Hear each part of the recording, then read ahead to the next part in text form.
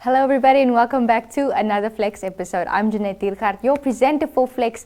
Now today we have an interesting lineup. We have two psychology students that will be joining us for the interview. Now they started an Instagram platform where they talk about different types of mental health issues, and they are called Self-Ed Psychology. Their names are Britney and Cinde. So stay tuned for that interview and also discover little things that you might not know and what you can do to better your mental health and also to become more aware of your own mental health. So I hope you guys will enjoy the interview and don't log out just yet.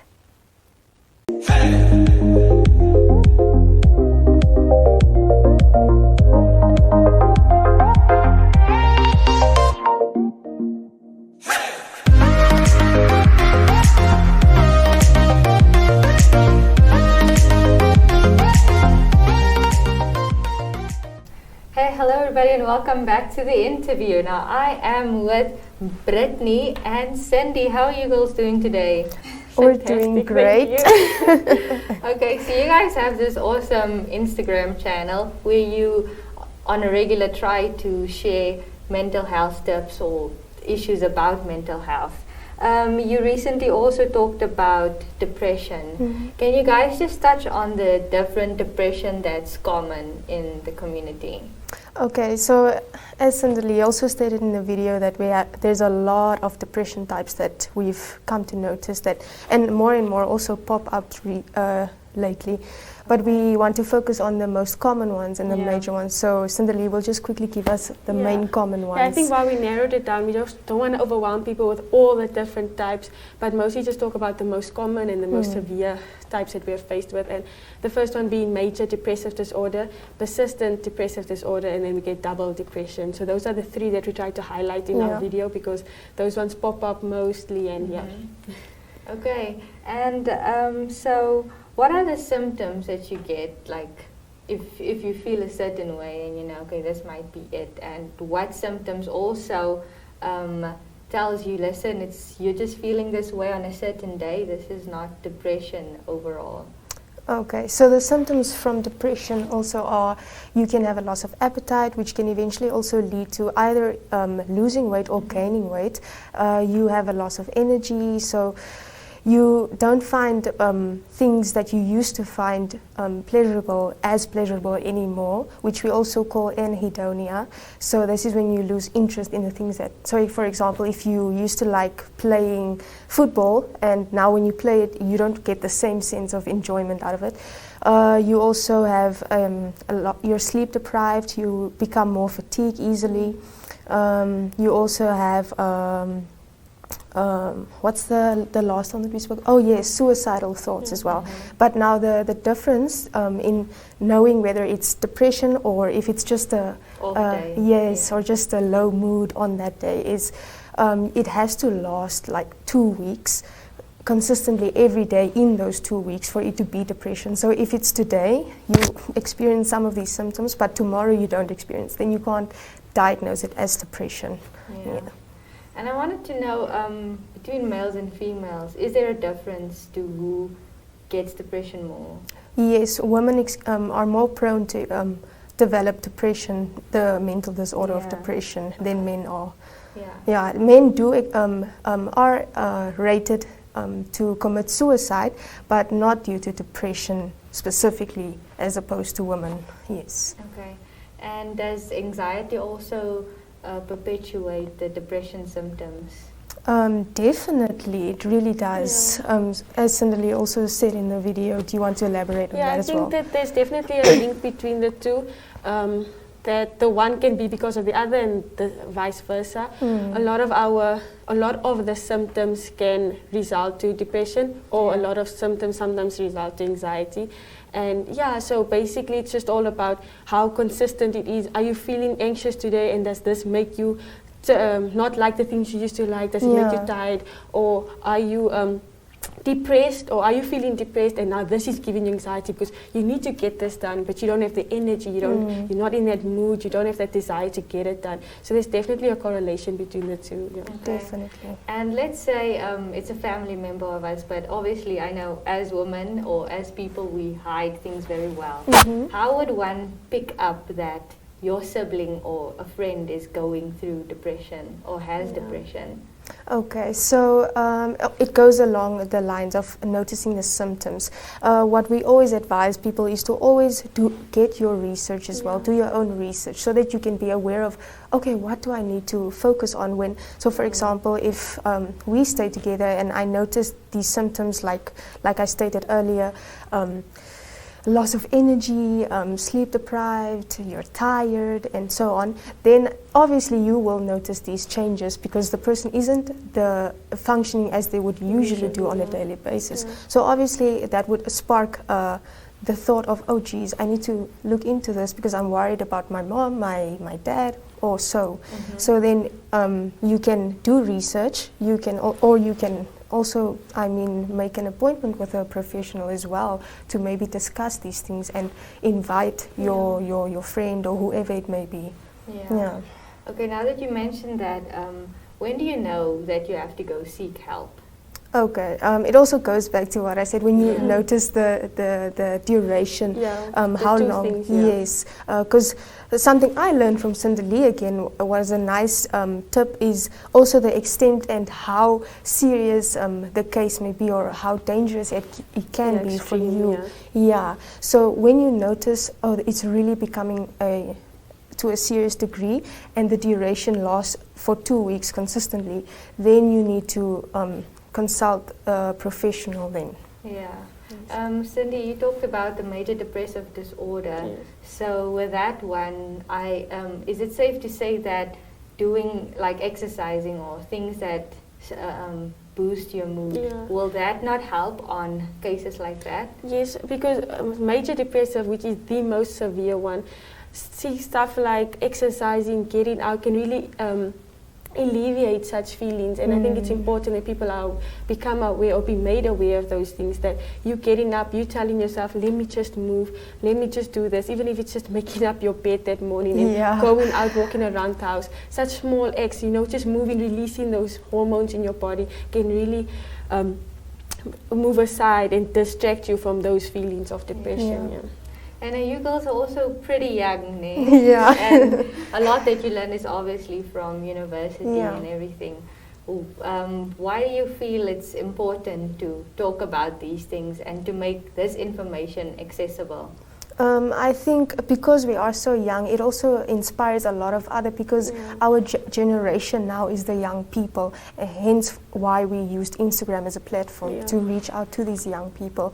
Not to say that we're limited to young people, but that's the focus or the target population. And as a reason why we use Instagram is because, how can I put this? The young people experience these mental orders more recently, as we've discovered. And yes, our knowledge is fresh, it's fresh out of university.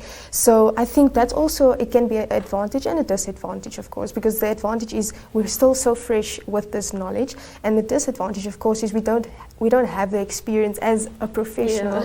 Not yet. Yes, not yet. But that's why we want to use just a casual platform where we can share this knowledge that we know we can help.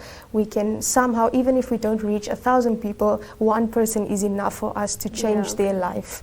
Yeah. Okay, cool. So we'll go into a quick ad break and then we'll come back and talk to the girls about the Instagram platform and just find out more about that.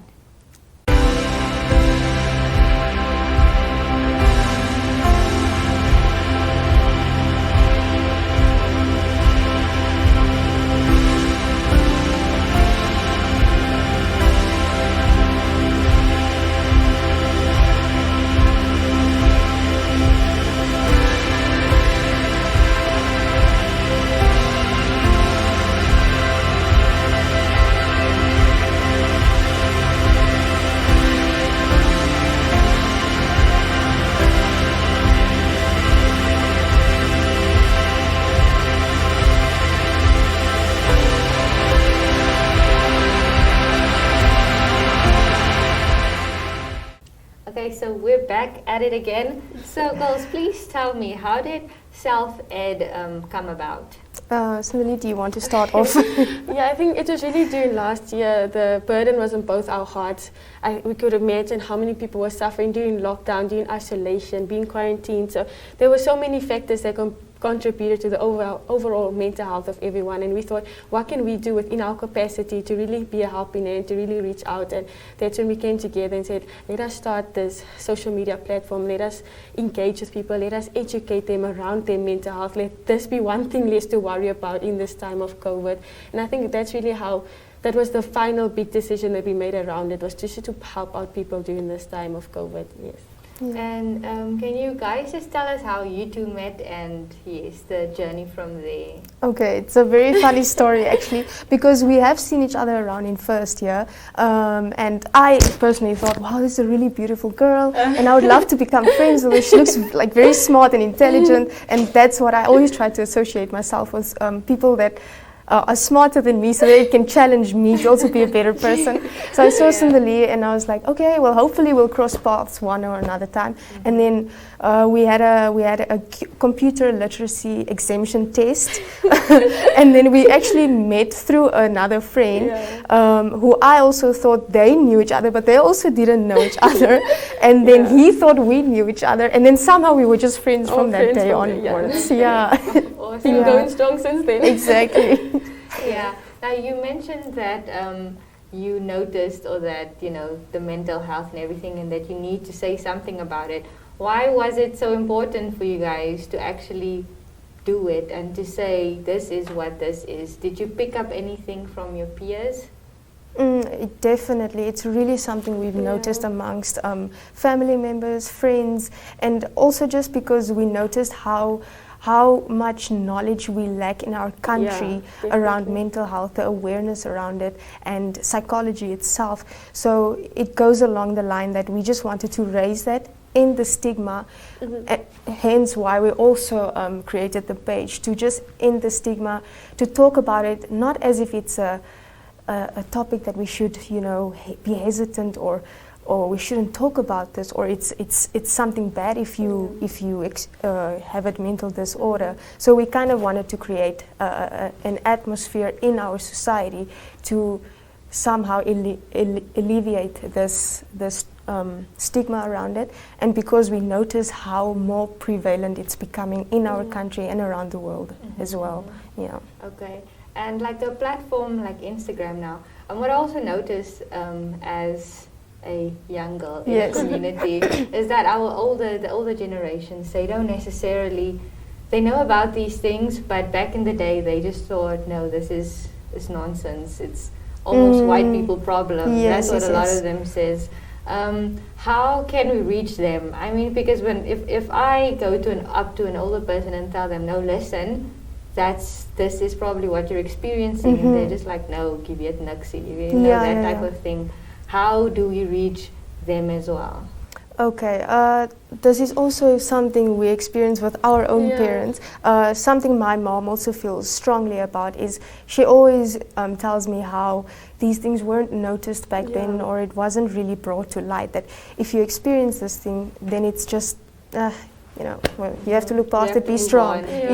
I think it goes with staying in Africa specifically, because Africa alone really looks past psychology and doesn't really focus on the seriousness of it. That's why in an African state, they would say, or an African continent, we are so used to saying that, no, and you're crazy if you think you have depression, because we come from our ancestors that developed these how can I say, these beliefs, ritual beliefs and traditions, is that how we fix you is we'll do witchcraft and so forth, and that's where it originated from our people back then. And so we kind of just went along the lines of who we were born into this country, so we go along the lines of what the ancestors has produced back in the day. And I think it just kind of somehow still creeps into our lives till today.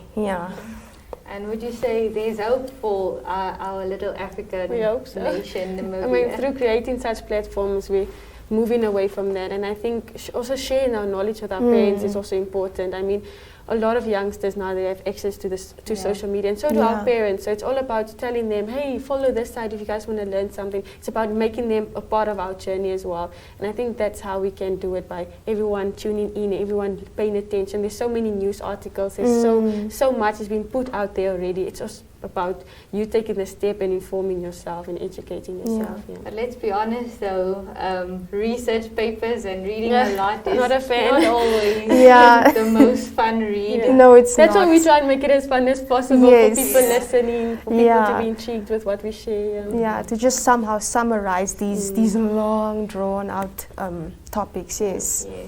And so what would you say, like, from what you've learned so far, I also know that our country, I don't know if it's not big enough, but we also need more psychologists, more social workers. Yes. Why is it then so difficult for psychology students to get a job? Why are we struggling to create employment for these people? I also think it starts off with our universities as well.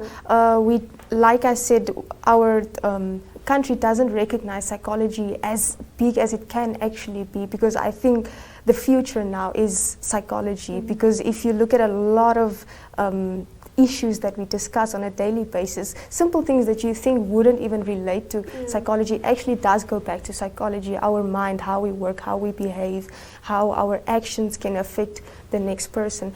So to go back to what you asked is that,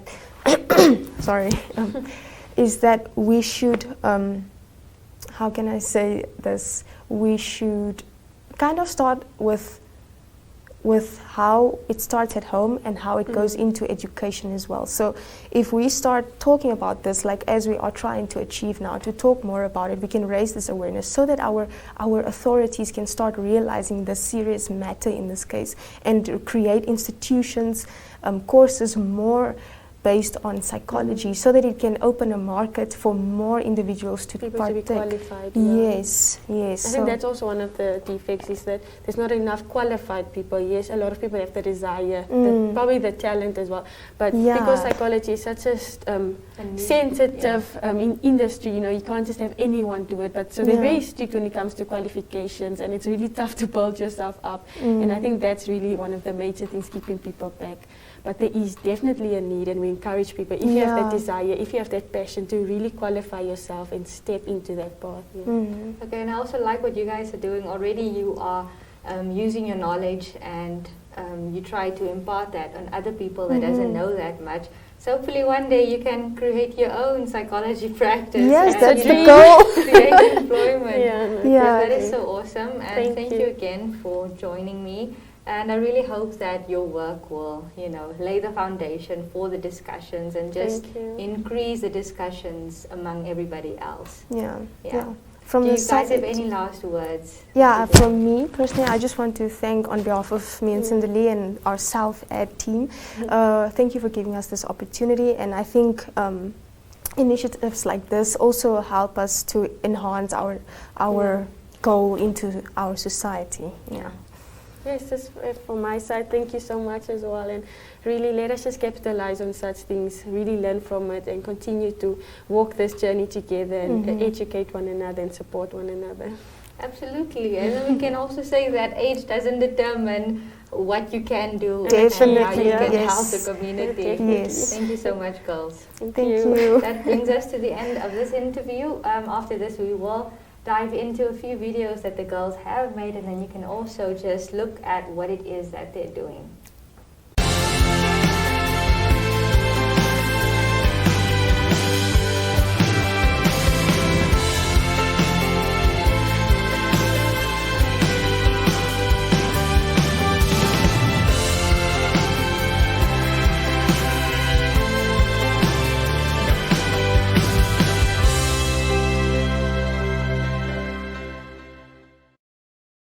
Hi, Self-Ed team! Yeah, we're so excited to get it going again. We apologize for being a bit quiet lately. Things have been really overwhelming. A lot has been happening. And in the time that we're going through, we thought it's really appropriate to be talking about depression. So yes, let's get it started with our second topic. Now, we all know a lot can cause depression, and I'm sure a lot of us battle with that question on a daily basis. And we feel depressed, we feel sad, and then we sometimes do often wonder, do I suffer from depression? So, from the questions that were posed to us, one of the main questions that stood out to us as well was, what causes depression really? So it can be from traumatic experiences in the past, from childhood experiences. It can be the loss of a loved one. It can also be genetic, whereas, for instance, a parent of one of your parents suffered from depression, and it can lead over to you later suffering from depression as well. Thank you, Britney, for that insightful take on the causes. Yeah. Now we can go into the types of depression. Oh. There's so many types of depressions. It's actually scary Yeah. to think of all the different types there are and the different types of diagnosis. But And we would have loved to discuss shared all each with and you, every one. yeah. But I think for the sake of this video, and just for the sake of educating people on the most important, we decided to focus on the three main: major depressive disorder, double depression, and persistent depressive disorder. So the first one, this major depressive one, is the most common type of diagnosis made to people, and the symptoms range vary, but the symptoms are basically you begin to lose interest in things that you always used to find interesting. You're very more tired. You lose a lot of energy. Whereas simple tasks that you always used to do easily takes a lot of energy for you to do, and Experience so feelings yeah, of worthlessness. worthlessness, exactly. Yeah. And there's a lot of cognitive symptoms that also start to show, like your thinking pattern starts to You start vary. feeling guilty. You start feeling exactly, and the way you also talk, and just your vocabulary at the time becomes more slow. yeah. Your movements as And well. your appetite also changes drastically. Yes. So these are just some of the main symptoms attached or associated with major depressive disorder. And the now we go over to persistent depressive disorder, where the symptoms are very similar but not as severe, and the duration of persistent depressive disorder is not as severe as the major depressive disorder. So I think that is the main difference between them, and obviously We can distinguish it from the duration. exactly, basically. and Oh, okay. the cause and the symptoms, which is not as extensive with a major depressive okay. disorder. Okay. And then the double depression. Hence the name double depression. It is the combination of symptoms from your major depressive disorder and symptoms from your persistent depression. So basically, you show symptoms of both these types of depression, and then they diagnose you as in you. So from a question that we received is dysthymia. Is it the same? Yes, dysthymia is another name for persistent depressive disorder. Okay. So yeah, it's just more scientific. Okay, so one question that we also received was, how can we avoid depression? Good question. Yeah, very good question, and thank you for that question. From my perspective and from what we've learned on depression, how you can prevent depression is a lot of things. So firstly, you can start with regular exercising, because what exercising does to the body, yes, I think we all know that moving your body is just good in general. So what the effect that exercising has on your body is that we know that depression is caused by a lack of serotonin and dopamine. So exercising helps you to release more of these endorphins into your central nervous system and your brain, which evidently helps you to have a better mood, and it also calms your central nervous system to feel more relaxed. Another thing is also, this one comes up a lot, that we also read everywhere, we hear this everywhere, it's taking breaks from social media. So it's kind of a way of just detoxifying, from a digital way of detoxifying, to just take breaks from social media, have down times, like down screen times. Very important. Yes, another way to prevent depression is also to, this is a very simple one, but I don't think we realize the strength and significance of it, is to to limit your decision making on little things. So for example, we tend to stress about so many little things which is unnecessary, like for example, oh, what am I going to wear tomorrow, what am I going to eat? So how you can overcome that is by just planning ahead. So let's say you have an event on for tomorrow. Instead of waiting for tomorrow to stress about what you're going to wear, put an outfit out, set it aside. Tomorrow you get dressed and you're confident, and voila, you just ticked off one less thing to stress about. Or you can meal prep, for example, so you don't need to stress the week ahead. Oh, what are we going to eat this week, and so forth. And then other additional activities or what else? I think if I can add to that, human interaction is very important. Definitely. I think that's why we saw a peak in the rise of depression lately. Oh yes, that's because we good were one. all the social distancing with COVID, and a lot of us started to miss that basic human interaction. Having a conversation with someone, hearing how their day is, could really uplift your mood and your energy, or just talking with the people in your house. So that is also something we recommend that can prevent. Because having a social support system helps you buffer against these stresses that we face on a daily basis.